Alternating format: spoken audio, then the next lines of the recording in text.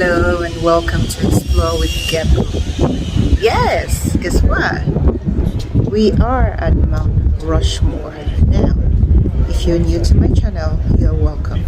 Please subscribe, like, share, comment, hit the notification bell for more videos. Okay, let's take a tour. Enjoy.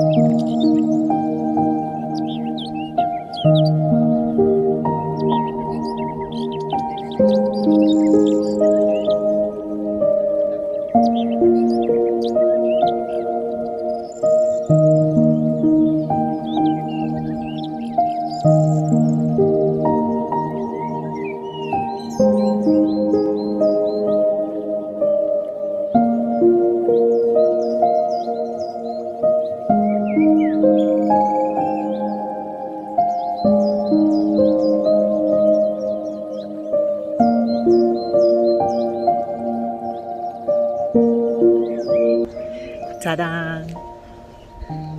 Gotta capture myself. There you are, guys. How is that? Isn't that beautiful?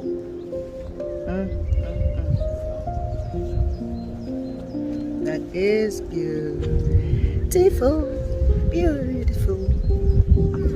Yeah.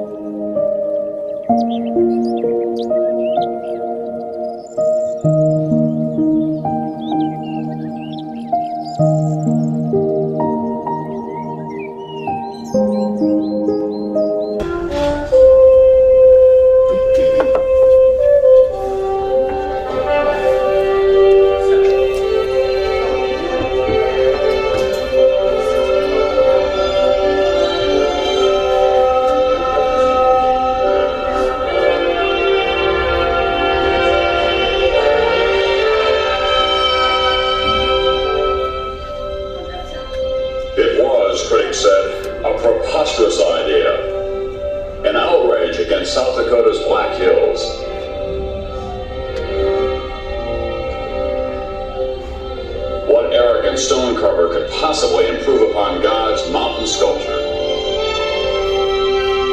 But as the faces of the great men sprang lifelike from the mountain, Rushmore simply overwhelmed its critics and dazzled the world, just as the Republican ideals it honored had inspired and dazzled mankind in 1776.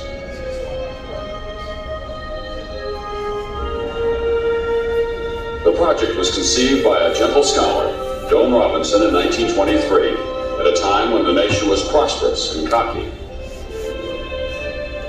Robinson proposed that several granite spires in the Black Hills be carved into massive human figures: Lewis and Clark, Buffalo Bill Cody, Chief Red Cloud, or other Western heroes.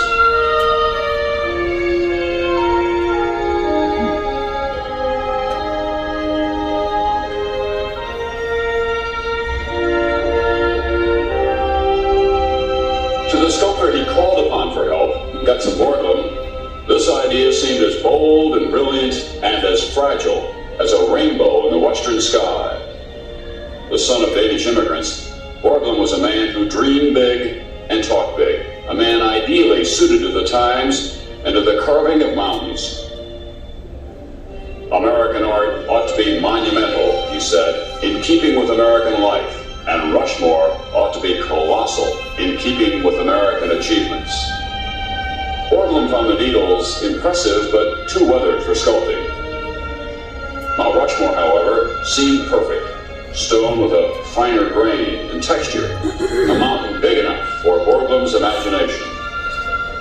Borglum argued that a monument on this scale should represent our entire national experience. His final concept would be a tribute to the founding, preservation, growth, and development of the nation. These events would be symbolized by the images of 4 Americans who never lost sight of the simple idea that man has a right to be free and to be happy: Washington, Jefferson, Theodore Roosevelt, Abraham Lincoln.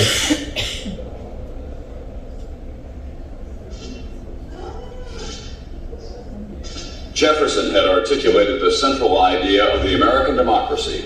"We hold these truths to be self-evident," he wrote in the Declaration of Independence, "that all men are created equal, that they are endowed by their Creator with certain unalienable rights, that among these are life, liberty, and the pursuit of happiness."